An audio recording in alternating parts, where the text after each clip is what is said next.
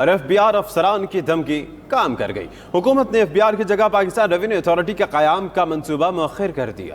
مشیر خزانہ اور چیئرمین FBR کا وزیر اعظم کو بریفنگ دینے کا فیصلہ۔ اسلام آباد سے دیکھیے اکرام ہوتی کی یہ رپورٹ۔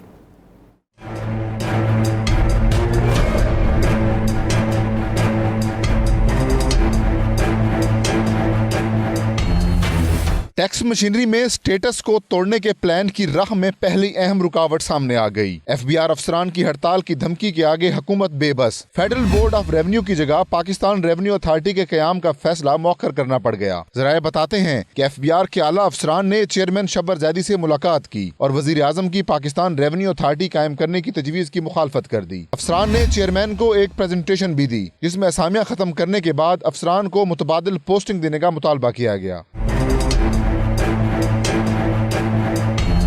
ذرائع کا کہنا ہے کہ پاکستان ریونیو اتھارٹی کے قیام سے ٹیکس مشینری کا اجارہ دارانہ کردار ختم ہو جائے گا۔ بہت سی پوسٹیں بھی ختم ہو جائیں گی جن میں 21 گریڈ کے چیف کمشنر کی پوسٹ بھی شامل ہے جنہیں بہت پرکشش سمجھا جاتا ہے۔ اس منصوبے میں ملک گیر سروے، اشیاء و خدمات پر وفاقی اور صوبائی جنرل سیلز ٹیکس کو PRA کے تحت لانا اور ویلیو ایڈڈ ٹیکس کا نفاذ شامل ہے۔ ذرائع کا کہنا ہے کہ اب فوری طور پر FBR کو پاکستان ریونیو اتھارٹی میں بدلنے کا پلان نافذ العمل نہیں ہوگا۔ مشیر خزانہ اور چیئرمین FBR وزیر اعظم سے ملاقات کر کے انہیں بریفنگ دیں گے۔